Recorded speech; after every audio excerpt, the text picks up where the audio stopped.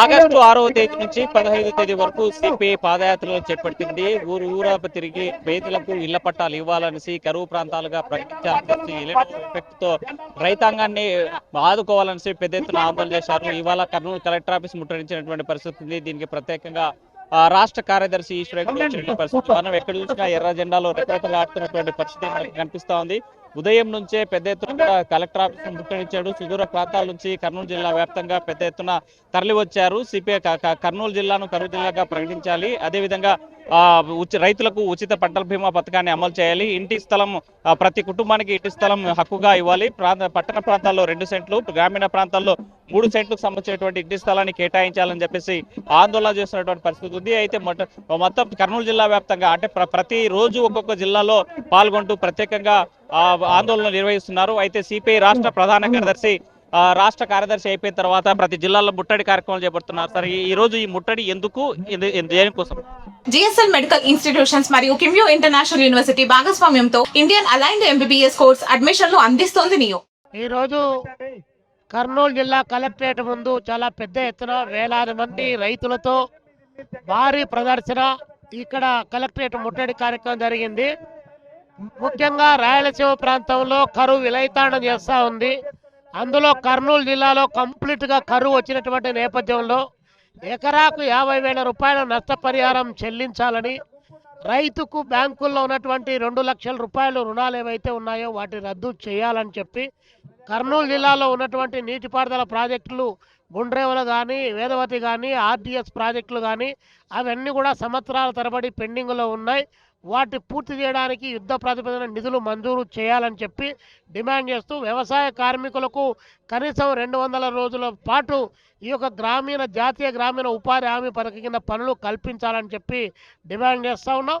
విద్యార్థులకు ఫీజులు రద్దు చేయాలి, ఒక్కొక్క కుటుంబానికి 20,000 రూపాయల ఆర్థిక సహాయం ఇవ్వాలన్నటువంటి ఉద్దేశంతో దాదాపు 15 రోజుల కాలంగా కర్నూలు జిల్లాలో ఉన్నటువంటి నూక్ అండ్ కార్నర్ తిరిగి ఈరోజు పెద్ద ఎత్తున వేలాది మందితో ఇక్కడ ఆందోళన కార్యక్రమం నడుస్తూ ఉంది.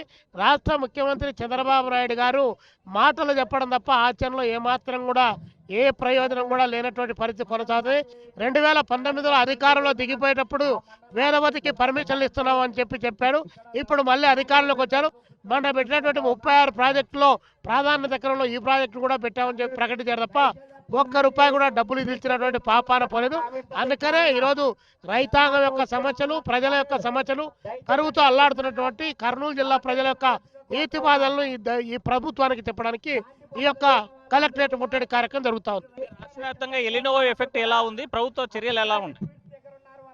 రాష్ట్రంలో ఎలినో ప్రభావం ఉంది. రాయలసీమ ప్రాంతంలో సంవత్సరాల తరబడి దశాబ్దాల కాలంగా నిత్యం కరువు కాటకాలకు నిలయంగా మారుతా ఉంది. మరి అలాంటి నిత్యం కరువు కాటకాలకు మారుతున్న రాయలసీమ ప్రాంతంలో మనం ఎప్పటికప్పుడు దీన్ని ముందస్తు ప్రణాళికతో ఆదుకోవాల్సినటువంటి పరిస్థితి ఉంది. కానీ ముందు చూపు లేకపోవడం మూలంగానే పాలక వర్గాలకు ఇదంతా కొనసాగుతూ ఉంది. కాబట్టి రాయలసీమలో ప్రతి జిల్లాలో కూడా 100-120 టీఎంసీలు వాటర్ పట్టుకోవడానికి అవకాశం ఉంది. మరి వర్షాలు విపరీతంగా వచ్చినటువంటి సందర్భంలో ఆ ప్రాజెక్టులు ఇన్ టైంలో పూర్తి అయి ఉంటే ఈరోజు ఈ కరువు పరిస్థితులు వచ్చినటువంటివే కాదు. కానీ పాలకులకు చిత్తశుద్ధి లేదు. వాగ్దానాలు రాయలసీమ ప్రజల ముఖాన కొట్టేసి మొత్తం అభివృద్ధి అంతా కూడా ఒకచోట కేంద్రీకృతం చేస్తూ ఉన్నారు. ఇది ఒకనాడు కర్నూలు రాజధానిగా ఉన్నటువంటి ప్రాంతం. ఈరోజు ఇట్లా కరువు కాటకాలతో కూనారెళ్ళిపోవడానికి ఈ పాలక వర్గాల యొక్క నేరపూరిత నిర్లక్ష్య వైఖరి, అందులో ప్రధానంగా చంద్రబాబు నాయుడు గారి యొక్క దాటవేత, సాచివేత, నిర్లక్ష్య వైఖరి ప్రధానమైనటువంటి కారణమని చెప్పక తప్పదు. అంటే మన ఎగువ ప్రాంతాల్లో వర్షాలు పడ్డాయి, శ్రీశైలం డ్యాము నిండుకుండా తలపిస్తుంది, మరోవైపు తుంగభద్ర నుంచి కూడా వాటర్ వస్తూ ఉన్నాయి. అయినా కర్నూలుకి ఎందుకు ఈ నీటి అవసరాలు తీర్చలేకపోతున్నారు? శ్రీశైలంలో ఇప్పటికే 176 టీఎంసీల వాటర్ వచ్చింది. కానీ శ్రీశైలంలో పోతిరెడ్డిపాడు దగ్గర నుంచి రాయలసీమ ప్రాంతానికి నీళ్లు వదలాల్సి వస్తే అది రాలేదు. 39 టీఎంసీల అష్యూర్డ్ వాటర్ కేసీ కెనాల్కు ఉంది. కానీ 1.4 టీఎంసీల వాటర్ సుంకేసర అది కూడా నిండనటువంటి పరిస్థితి. ఈరోజు 2,60,000 ఎకరాలు ఒక కర్నూలు, కడప జిల్లాలోనే కేసీ కెనాల్ కింద పంట వేయాలి. కానీ వేయగలిగినటువంటి పరిస్థితి లేదు. కాబట్టి ప్రాంతాల ప్రయారిటీ కింద కరువును ఆదుకోవడానికి ప్రభుత్వం ప్రయత్నం చేయలేదు. పోతిరెడ్డిపాడుని వివాదాస్పదం చేస్తాను. అక్కడ మొత్తం నీళ్లు వచ్చేసి బీఆర్ఎస్ ఆందోళన చేసేటువంటి పరిస్థితి ఉంది. తెలంగాణ ఏపీ ప్రజల్ని నీటి వాటలను దోచుకుంటున్నారనే ఆరోపణలు ఎలా? ఇవన్నీ చంద్రబాబు నాయుడు గారి ప్రభుత్వం యొక్క చేతగానితనం మూలంగానే కొనసాగుతా ఉన్నాయి. శ్రీశైలం దగ్గర ప్లంజ్ పూల్ ఏర్పడింది, ఇంతవరకు దాన్ని పూర్తి చేయనటువంటి పరిస్థితి ఒకవైపున కొనసాగుతుంది. మరొక వైపున తెలంగాణ వాడు గవర్నమెంట్ ఆందోళన ఏంటంటే ఇప్పటికే శ్రీశైలంలోకి వచ్చినటువంటి నీళ్లను వదిలి ఆ వైపున కరెంటు ఉత్పత్తి చేస్తున్నారు.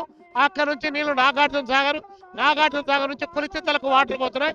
కానీ రాయలసీమ ప్రాంతానికి నీళ్లు రానటువంటి పరిస్థితి ఉంది. అంటే ఇక్కడ నోరుంటి కూడా అడగలేనట్టు వాళ్ళు ఉన్నారు. రాజకీయాలలో మీసాలు తుడిపెట్టిన వాళ్ళు తప్ప ఈ ప్రాంత అభివృద్ధి గురించి మాట్లాడే వాళ్ళు లేరు. ఫైనల్ గా కూటమి ప్రభుత్వానికి ఏం చెప్పదలుచు? ఫైనల్ గా కూటమి ప్రభుత్వానికి ఆర్డర్ ఆఫ్ ప్రయారిటీ క్రమంలో రాయలసీమలో కరువు నిరంతరాయంగా వస్తా ఉంది. మీరు పెట్టేటువంటి ప్రతి పైసాలో ముందు ఈ ప్రాంతానికి బడ్జెట్ కేటాయించి పెండింగ్ లో ఉన్న నీటిపారుదల ప్రాజెక్టులు పూర్తి చేయడం ద్వారా ఇలాంటి విపత్కర పరిస్థితి వచ్చినప్పుడు ఎదుర్కోవడానికి అవకాశం ఉంది. దశాబ్దాల కాలంగా మోసం చేస్తున్నారు. ఇంకా మోసం చేస్తే ఈ ప్రజలు మిమ్మల్ని మీ అధికారాన్ని పాతి పెడతారు.